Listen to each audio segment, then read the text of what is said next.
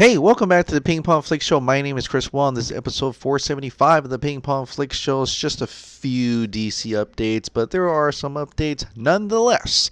The first one, this is coming from Jezebel. She found some images, and this is going all over online, but this is where I first saw it. New images of Collin Farrell have just been released, showing him in silvery hair, most likely his look for Penguin in the Batman. So then that was him. So I remember this picture. We thought and we figured that was Penguin because, it has the umbrella right there, in which it kind of, Matt Reeves did kind of say that Collin Farrell is Oswald, so that confirmed that. But then we got this picture amongst one of the many pictures. So he is a little bit heftier. He's a little bit bigger. He's not like obese or short Oswald, which is fine. This is his depiction of Oswald and the hair there and everything. So it will be definitely something possibly a lot stronger penguin than a skinny, decrepit, or a short and round penguin. So, there's that in terms. So this is Matt Reeves' interpretation, Matt Reeves' version of the penguin. And there you have, we finally have the penguin. I would love to have more, maybe a reveal of the bat suit soon. I think everybody is waiting for that. And that's one of the things that people are truly wondering what he's going to look like in Matt Reeves' The Batman. But at least we're getting slowly sort of reveals, not in the fashion that I kind of suggested and liked, but of course I'm not in that business or anything like that, and so this is up to Warner Brothers. But I would have preferred to see these images of these characters in a fully suited, a fully proper photo shoot before all these behind the scene leaks that are coming out. So, but in any case, there's the Penguin. Speaking of Batman villains, there's one that won today at the Screen Actor Guild Awards, and I'm going to play this entire speech for you. It's only 2 minutes, 2 minutes and 48 seconds, but I really enjoyed what he said here, so here you go. Joaquin Phoenix accepting his award at the Screen Actors Guild. And the actor goes to Joaquin Phoenix.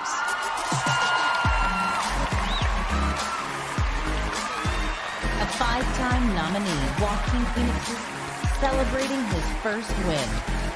He was previously nominated in this category for his performance in Walk the Line.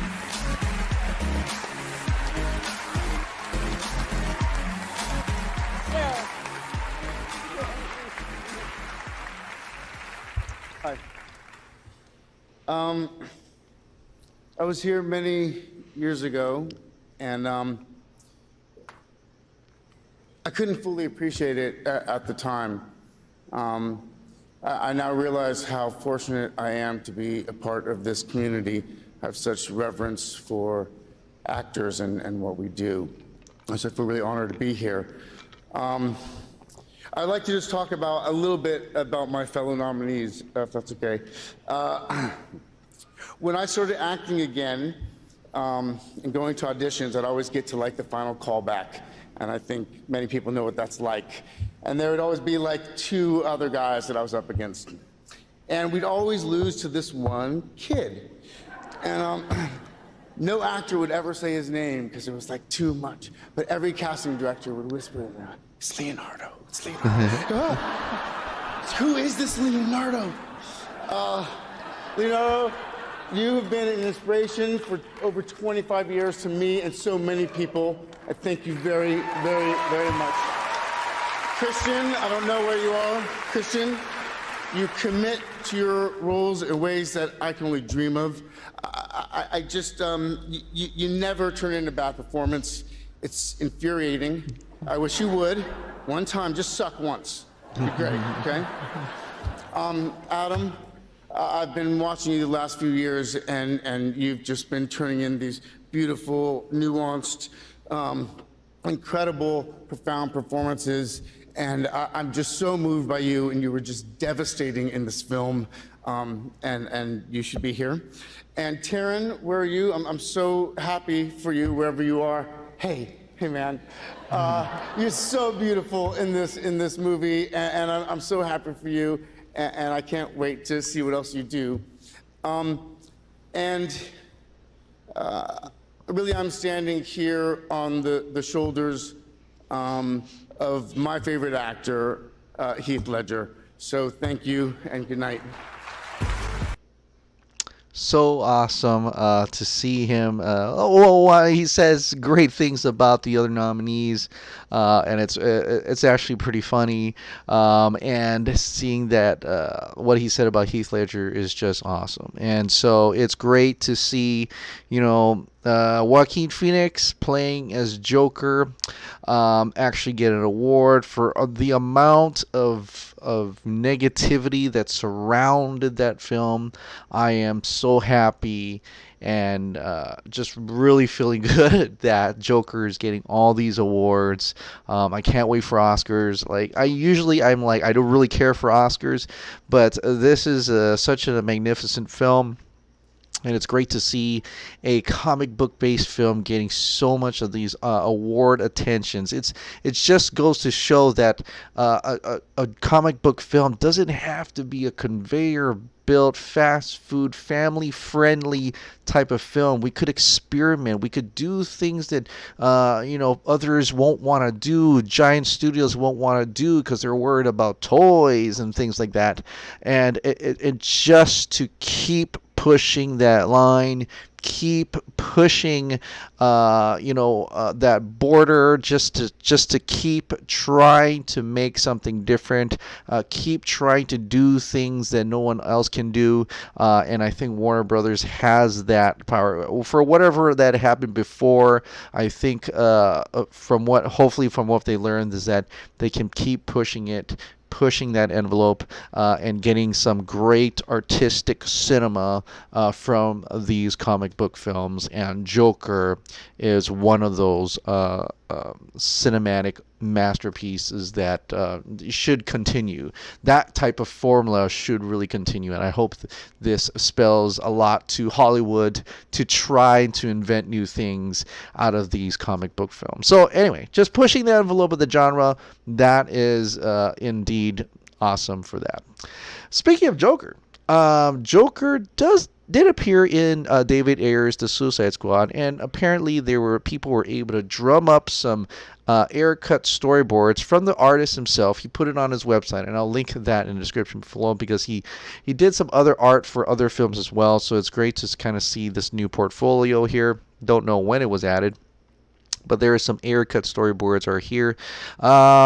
We've seen this before. Nicely drawn, really. This is where Harley and a Joker are speeding around. Then, Batman shows up. He shows up here. Let me see if we can get this on the next one, I think. Batman shows up on top. There he is. Kind of tries to cut something in the roof. She grabs the gun, shoots at him, and then let's see.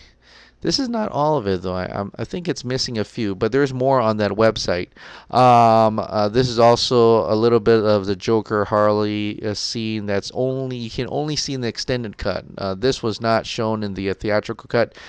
This is when they're on the motorcycle on that bridge, and probably before the Ace Chemicals. I thought this was interesting. This is a scene of Joker walking out from the fiery helicopter, where the Chinook gets destroyed, and then we don't see what happens to Joker. We just presume he's dead, and he shows up at the end of the movie saving Harley. But in this one, you see him, a grinning Joker walking out of the fire like a badass, and that would have been cool. He would have had that burnt face, I think, as well, right? There's some images here about the final battle. Doesn't look too different from the movie. There's some the Enchantress is still there, and so on and so forth. At this part, I don't actually see the Joker anywhere in this, so I'm not even sure if these were actually from the Ayer cut or from the new cut, or the compromise cut or not, because we were suspecting that it should have had Steppenwolf in there, possible parademons, and Joker also gets involved in that as well. So, but in any case, check out the storyboards. It's very interesting to see. At least this is, to me, this is like one of the only things that looks pretty different from the movie, and this would have been cool to see. I think it would have showed that Joker's much of a badass, and that he was probably also part of the finale at the end, right? He was there with Enchantress, and he had a much bigger he had a much bigger role in the Ayer cut of Suicide Squad, and so hopefully we'll get to see that possibly in the future. So there's that. Speaking of cuts, I know I'm trying to find ways to segue into things, and I just that's how I do it. But anyway, speaking of cuts, there is that Snyder Cut that we're talking about. And then we kind of talked about this on live chat if you were able to check it out. But there was a stunt video showing the original Justice League history lesson battle with some gory action. So the poor Mats are parademons, if you're wondering. And, I'm just going to show it right here for you. I don't know if there's any sound. I don't think so. That's here. That's the humans. The men right there. They're getting ready. They're charging. Boom. So they're presumably those are parademons. They're just murdering right there. They're just taking them out. Oh, look at that. He just really took off the head of that one. Punching and kicking and stabbing and slicing and kicking and just taking them out. So what probably is they were winning this battle, this first battle. Look at that, they're sawing into the heads and stuff. It's crazy. Yeah, obviously winning at this battle. Turns around and possibly sees Darkseid coming with his second row of army. So, and like Zack Snyder said, this would have been a quite a bit chunk battle here. So you'd probably see that. You would probably see the tides turn towards the middle of the battle to to Darkseid, and then the tides turning once again when more the Atlanteans and Themyscirians come out to help and things like that. So it would have been a nice big chunk of the movie that we never got to see. Possibly even longer than the prologue of Lord of the Rings, because that was a bit, but it wasn't that long. And so I'm thinking this battle may have been a lot longer. And so I'm hoping we get to see this. Of course, there are people who may say this is just a stunt video. Maybe they didn't really shoot this. Was there supposed to be this type of gory action? Mick D did ask Greg Draven how savagely awesome were the Tribes of Men battle sequences. Does this align with the rehearsal video? And Greg Draven did actually respond and says aligns perfectly. Greg Draven is the actor right here. So he's part of the Tribes of Men in that battle sequences. So apparently, yes, it was supposed to have those things. Just like the other stunt video we saw where it had part of the history battle, that was pretty long as well. That has some great gory action as well. So which paves a lot more to the to probably most likely that the Snyder Cut of Zack Snyder's Justice League is going to be rated R. It's going to be an R-rated film, which is fantastic. And I don't think, Zack, like you said, he finds it having a hard time to keep it PG-13. But if he's making this movie, if he's making this Justice League, you're gonna bet he's gonna make it the way he wants, without any restriction. And if the restriction is that, if there's no restriction in terms of ratings, it's going to be gory. It's going to be a lot of action. Possibly it has swearing too. I don't know, but it's gonna be the way he wants it, and I think judging from this, it would have been really awesome to see that history lesson. Them taking out parademons, then parademons taking out humans, and then Darkseid coming in, Uxas coming in and wrecking shop. And it would have been an incredible incredible war scene experience for that movie. And that's something I'm really interested in. Now, this is just late in the game. BuzzFeed put out an article. And I don't want you to just dwell on this too much, but 27 famous actors who tricked you into thinking they're American. So they just got a whole bunch of people who you thought it was American because of their accent. What was noticed was that Henry Cavill is actually in here as well. They mentioned Henry Cavill in here. And it says this for Henry Cavill, number 17, what you know his American accent from? The Justice League series and Mission Impossible Fallout, right?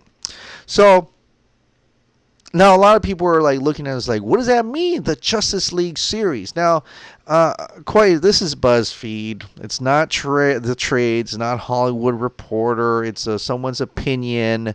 It's fine. It's really nothing too much of a big deal about. And you know, I don't think this person knows. Maybe the Justice League series, he refers to Man of Steel and Batman v Superman as part of the Justice League series, right?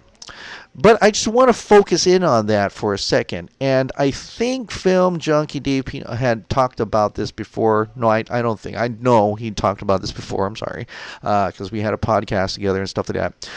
But about that, the Justice League series. I think it's rather interesting to think of that in a ways that could also be a possibility after the Snyder Cut, that we would find ourselves seeing the entire Justice League, the rest of the Justice League, as a series or something, as some kind of thing on HBO Max or something like that. And I always I always keep thinking about how, in terms of writing, in terms of the Justice League. The script, right, that Zack Snyder and Chris Terrio have put together, you know, there's a lot of times, you know, when someone has a whole bulk script, it's like, I want to make this project. They'll call it a project, and in any intentions, you could break that up into movies. But like, you know, Dave said, if it goes on HBO Max, what if it's that in giant script, which is the span of maybe the length of 3 movies, the length of three-hour movies could actually be formed into multi-1-hour episodes, right? And I just keep thinking about that and looking at that, the Justice League series, and I find myself compelled to say, you know, that could work. But I would still love it if I could just press play and you play it and you can watch it one after the other without having any opening things, so that it's like you're watching a continuous movie for like 9 hours straight, if it's over 3 hours, right? Or 10 hours straight, 12 hours straight, you know. And I think that would be a quite an enjoyable experience, right? So, but that's just a theory about how this entire Justice League, the Snyderverse, could potentially release and in what fashion. So let me know your thoughts on that. Another theory, and that I would like to talk about, this may actually be something that people don't want to really talk about. I've seen different responses to this, but I find it compelling in a way. So I'm going to share with you this Real Anarchy article. It talks a little bit about the way Zack Snyder's Justice League is going to be presented. So this is an editorial, it's an opinion, but maybe we can think about it just a little bit, right? So could we see Zack Snyder's Justice League in monochrome? Monochrome meaning like black and white, kind of like how Logan had a black and white version, Mad Max Fury Road had a black and white version. But let's see what he had to say about this. After the disappointing theatrical release of the Warner Brothers superhero team-up film, Justice League fans have been calling for the studio to release a director's cut of the real version of the film by the original director, Zack Snyder. The fan movement release of Snyder Cut has gained a lot of ground in the past few years, especially the Gal and Ben Affleck publicly joining the movement on the 2-year anniversary of the film's release, along with many in Hollywood. While a growing abundance of evidence supporting the theory of the original 3.5-hour director's cut being released is accumulating, in part thanks to the apparel from Ink to the People by Snyder with the film's logo titled Zack Snyder's Justice League, there has been some debate as to the completed status of the film.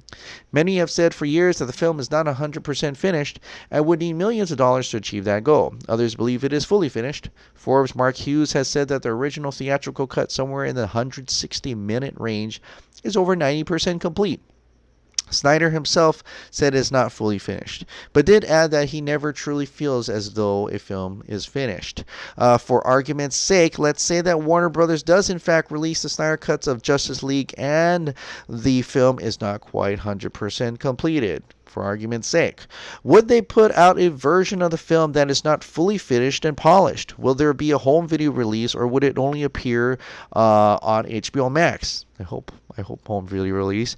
Will they release the original and the confirmed fully completed soundtrack from Junkie XL? There are a lot of questions to be answered. Here is the working theory, his working theory of Zack Snyder's Justice League.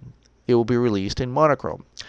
Think about it. Snyder knows from people close to him that worked on his cut of the film just how vastly different the theatrical cut is from his version.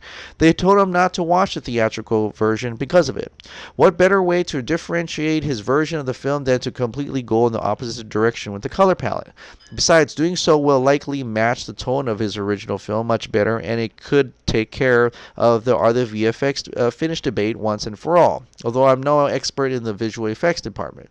I've always echoed the sentiment that Batman v Superman Dawn of Justice is superhero noir meets Stanley Kubrick, and Snyder's style would translate over the black and white, effectively knowing his darker, subtle visual storytelling techniques. Also keep in mind that Snyder and those involved with the film have been sharing tons of photos from the film in black and white for over a year now, especially as of late. Plus, remember how Snyder told fans that in his version of the film, Superman will be wearing a black suit? Well, we know that Warner Brothers overruled Snyder on the topic, and Superman wore the original suit when he returned. It is not entirely known if Henry Cavill was wearing the black suit or not while filming, but there is speculation on both sides. Some fans think that Cavill did indeed shoot scenes wearing the black suit, and an uncovered photo from the film shows Cavill walking past the black suit that we saw in the deleted scene, but instead the classic suit. This would suggest that he went to the black suit and donned the one when he made his big return. Others, including some of us on this site, think that the photo shared by Snyder of Cavill wearing the black suit is not entirely authentic, meaning that he wasn't actually wearing the black suit for the picture. Evidence of this theory is suggested by the color of Cavill's eyes changing along with the color of the suit. When also looking at the pictures of the black suit from the film, it does not match up 100% to the pictures that Snyder has shared. To be fair, a counter-argument would state that we have no idea that the black suit might have looked like because we haven't actually seen it. I have no insider knowledge, and I'm unsure as to which option is the correct time. Which one time will likely tell. Even if Snyder did tweak the original photo, it would be in no way a bad thing. It will only suggest to me that the theory of making the entire film in black and white a more plausible one. If I am wrong, and believe me, I'm wrong more often than I'm right, and the film is in full color, I would happily be wrong and enjoy Snyder's Justice League. I'm beginning to have a strong feeling, though, that my working theory might just be more than a theory. Do you think the film will be released in monochrome? When do you think we will see Zack Snyder's Justice League? Let us know. Okay, so I want to react to this a little bit. Now, I did put out I put out a tweet in regards to this. Where is it now? Put out a tweet. Will Zack Snyder's Justice League be in black and white? Thoughts. I just wanted to put it out to see. Mostly negative. Mostly no. That's never going to happen. There are a lot of likes. Quite a bit of activity there. A lot of engagement to it. But for the most part, I think in terms of comments, when I asked about thoughts, including on Instagram and Facebook, people said no. Now, what is my opinion on it? I'd rather have it in color. Okay, I get the black and white stuff, and there are, that was a thing in time in the film of Hollywood when Technicolor was not available. It does work in some movies like noir and stuff like that. It's wonderfully beautiful in movies like Rashomon, Yojimbo, Seven Samurai. I totally get the relevance of that if Zack Snyder's Justice League is indeed in black and white, right? But I feel like, and the points in here are kind of interesting. I get the notion why is Zack Snyder posting in black and white. Now, we haven't really actually confirmed any legalities involved in him actually posting in color, as in terms of black and white or color. So we haven't had that distinction yet. So that part is still a mystery. Even Clay Enos, when someone edited in color, Clay Enos did comment saying, "Why are we editing it in color?" There is a reason why Zack Snyder is posting in black and white. He didn't say why Zack Snyder. Clay knows why, but he's not telling us why Zack Snyder is posting in black and white. So that adds a little credence to the theory here that the movie could be in black and white. The notion where he says about that Superman's going to be in the black suit, which would even makes more sense that it would be black and white. Then that I don't understand, because I don't think Zack Snyder would go out of the way to say, hey, in my movie, in Zack Snyder's Justice League, Superman's going to have a black suit. When it really doesn't matter, because everyone's going to be in black and white. So it really wouldn't matter him saying that it's black and he's going to be in the black suit, when literally Flash is going to be in a black suit. You know what I mean? Like Aquaman's going to be in a black suit. Because everything is in black and white. Why would he, use that? Why would he push that idea that Superman is definitely going to be in his black suit rather than the red and blue? So that doesn't make sense to me as well. So that part, I don't see it as him trying to say the movie's going to be black and white. Rather, he's trying to say is that Superman's going to be in the black suit, but everything else is going to be in color. So I feel that as well. I also feel that he's going to they did shoot in the red and blue, and possibly there could be scenes where he shot in the black suit, but I want to go back to that theory that because of the way the suit was made, that sheen on it, that he's able to edit in post to change that to the black suit, not necessarily changing the whole film in monochrome. Would I be opposed if Zack Snyder released that in the black and white? No, because if that's the way he wants us to see it, then I'll be totally happy with it. My own opinion is that I would rather have to see it in color. I think everything would pop more. I think seeing Darkseid, seeing Uxas, seeing the battle, seeing the parademons, seeing Wonder Woman coming in, and the fire and the flame, and it just everything would actually potentially, and supposed to, I believe. It would be weird to go from BVS to Justice League of Black and White Justice League. So I would argue that we should watch it in color. But like I said, I'm not the director of this film. I'm not the filmmaker and things like that. Maybe there is a easier legal way for us to see it by seeing it in black and white. That part I don't know. I'm not sure of. But I feel like it won't be like people say. It won't be Zack Snyder's Justice League if it wasn't in full color, and the only thing that's black and white would be Superman's suit. So so that's where I want to kind of leave that in any case. But I do see people wanting to see that Logan-esque thing to it as well. That's cool. That I think it would look beautiful in black and white, just judging for their photos. Or release both versions. That would be fine. I think that's a possibility as well. So, but we'll see. We'll see what happens when the film comes out, and hopefully it's this year, 2020, to be the year for the Snyder Cut. I still believe, truly, strongly believe, that we're getting very, very close to getting some kind of announcement for Zack Snyder's Justice League and also possibly a release as well. All right, guys. Well, thank you so much for subscribing. Thank you so much for watching. Bye.